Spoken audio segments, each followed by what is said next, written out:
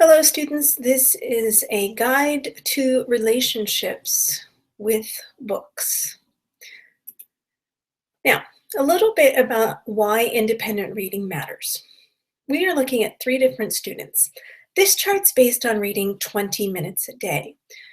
I have you reading 20 pages a day, and 20 pages, if you're reading at your independent reading level, will turn into about 30 minutes a day. So it's about 10 minutes more of reading than this chart shows. But I just want to use it to illustrate for you why reading matters. So if student A reads 20 minutes each school day, they end up with 3,600 minutes of reading in a school year. That's almost 2 million words that they have read. Student B, who only reads 5 minutes each day, ends up with about 900 minutes read each school year and 2,882,000 words, which sounds like a lot, but compared to student A, not really. Student C, who only reads 1 minute each day, which, wow, that's not a lot. 100, that's only 180 minutes in a school year. That's 8,000 words. It's not a lot. By the end of the school year, student A will have read about 60 school days of reading, and student B will have read only about 12 school days, and student C, well, they haven't read very much. They've only read a few days. So which student would you expect to have a better vocabulary? Which student would you expect to have a more successful school career and a more successful life? So I want to use these bookcase examples to show you why reading matters and why I assign you independent reading, because I want you to practice your reading skill.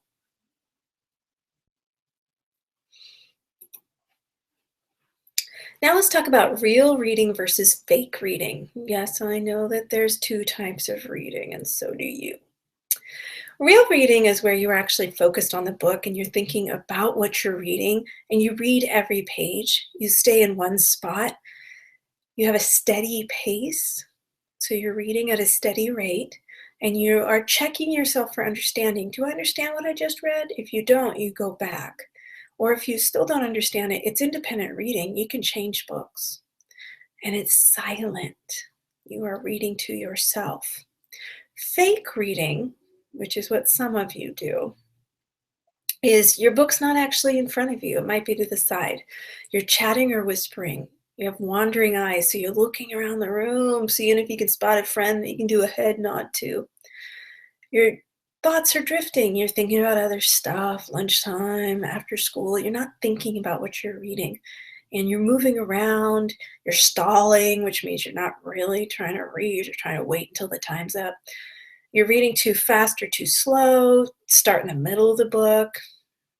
Okay? Your book's in the wrong position, you're not holding it so you can read it. Close your eyes. You're not thinking about what you're reading. And at home, one thing I would add to that fake reading list is the TV's on and you're checking your phone all the time. Okay? That does not help you to read. You need to have the TV off. You need to find a quiet place to read. I know you think you can read with the TV on, but you are fake reading. So you'll read your 20 pages, but you won't remember what you read. If you can't remember what you read, you didn't actually read it. So, technology off, put away, do your reading. You should be into and focused on the reading. So your independent reading requirements are you need to read at least 20 pages outside of class on Monday, Tuesday, Wednesday, and Thursday. You need to record your reading on your reading log. You also need to pass your accelerated reader quizzes in class to complete your assigned goal on time. And I'll talk to you a little bit more about when accelerated reader is starting. And you should be taking an AR quiz at least every 2 weeks. If you have a shorter book, you should be taking more tests. If you have a super long book like Harry Potter, that's going to take you a little longer. But it's a lot more points. So you should be earning about 5 points per week. Your points earned above your goal are extra credit. I'll give you up to 100 points extra credit depending on how much above your goal you go. So you don't have to ask me, is there extra credit? There it is, right there. All right, what does this mean? It means that you are responsible for having an independent reading book. You need to have one. I do not want to hear, I didn't do my reading log because I didn't have a book. And then you stare at me like I'm going to say, oh, okay, that's fine. No, you are too old for that. You have plenty of options. You can go to my classroom library, you can go to the school library, you can go to the public library. These are all options. If you're struggling with finding a book you like, talk to me. I have lots and lots of authors and books that I know you will love. So come talk to me. Do not come to me and say, I finished my book on Tuesday, so that's why I didn't read Wednesday or Thursday. That is not acceptable. That will not be a good conversation for you if you tell me that. You need to have a book. If you finish a book, you should have the next one ready to go. So when you are close to finishing a book, you need to get your next book. I do not want to hear, I didn't have a book, and I do not want to hear, I finished my book, so I just stopped reading for the week. Those are not okay. At your age, you need to be responsible. I am willing to help you with getting books. I am not willing to allow you to make excuses for not reading. You need to practice reading. That is the majority of your homework for my class. That is what I'm asking you to do. I'm not sending home essays. I'm not sending home massive packets. I'm simply asking you to practice independent reading. Now, you might be wondering, well, what does this have to do with relationships? Well, here's the thing. I know your parents might say it's not okay to date. Don't yell out if your parents let you date or not. But I think the best way to date, to learn about dating, is to date a book. I know, kind of an interesting thought. So think about these things and how they connect to people dating. So, number one, think about what you want to read. What are you interested in? Number two, find out what's out there to read. Have friends recommend a book. Maybe they just finished something that's really good. Also, there's going to be a list on the class website, or there is a list on the class website of books that over the years I have found my students pick up again and again. Lots and lots of students have read them. I am a great resource. I know lots of books that students are reading. I know what students are currently into because I can see which books students are putting on their reading log. Number three, go beyond looks. Go beyond the cover. Don't just look at the cover. It's not just about looks. It's also about what's inside. Okay, read the book blurb, which is the explanation on the back or on the inside cover. Does that seem interesting? Well then, read the first page or two of the book to get an idea. A lot of times students will just look at the cover and then go, okay, I'll take that one. And then they're not happy with the book. Well, that's like taking somebody to the movies because you thought their hair was nice. Doesn't mean you're going to be able to talk to that person or find them interesting.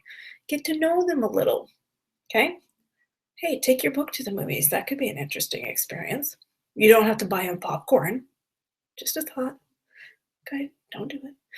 Number four, give the book about 20 pages. Think of that as like a first date. And remember, I'm asking you to read 20 pages a night. So that's like one day of reading. Give it a try. See if you like it. Number five, maintain the relationship. So if you're liking the book, it gets beyond the first date, you're like, oh, okay, I kind of like this, then do regular reading. Break up if it's not working out. Number six, okay, you don't have to stay committed to that book. If you don't like it, you can move on. If you need to show your parents this video so they stop making you read books you don't like, that's okay too. You can do that. I can talk to them as well. Number seven, don't commit to one book for life. Some of you will be reading the same book, like Magic Tree House. Seriously, Magic Tree House. Magic Tree House, you'll be reading it for a month. But I know you're not real reading if it takes you a month to finish Magic Tree House. FYI, I'm not thrilled with Magic Tree House for most of you. Okay, depends on your reading level if Magic Tree House is right for you. Number 8, don't just flirt with books. That means that you just pick up the book in my class, kind of pretend like you're reading it, and then put it down. Don't be a book flirt. That's not nice. That book deserves better. Give it quality time. And number 9, go outside the box. Try a variety of genres. Don't just say, no, I'm not interested in that one. Okay, so what I want you to do is I want you to read. I want you to read a lot because when you read, you become a better reader. And if you're having a hard time with reading, reading more often helps you, but read books that are at your level. Not too easy, not too hard, but just right. Where you find them interesting, you enjoy them, they don't take too long, and you can remember what you read. So that's my advice on relationships with books.